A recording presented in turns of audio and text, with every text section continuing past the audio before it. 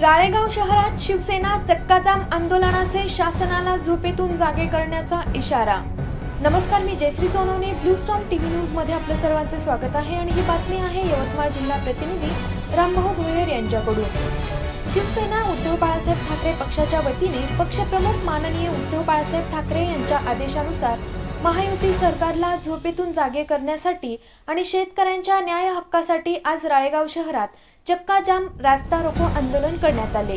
या आंदोलनादरम्यान ओला दुष्काळ तात्काळ जाहीर करा, शेतकऱ्यांची संपूर्ण कर्जमाफी करा, तसेच हेक्टरी 50,000 रुपये अनुदान त्वरित जाहीर करा अशा मागण्या करण्यात आल्या। यावेळी तहसीलदारांना निवेदन देण्यात आले।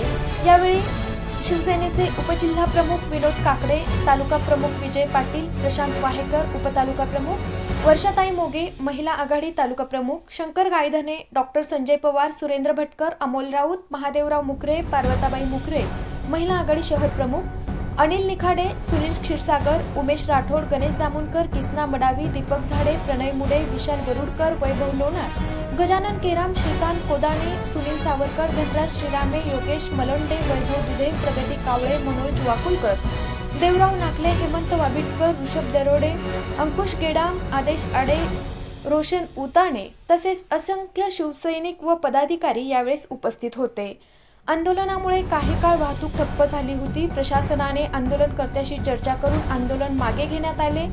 तसेच शिवसेनेच्या या चक्काजाम आंदोलनामुळे राळेगाव परिसरात एकच चर्चा रंगली आहे। अशाच काही नवीन बातम्यांच्या अपडेटसाठी आपण पाहत रहा ब्लू स्टॉर्म टीव्ही न्यूज।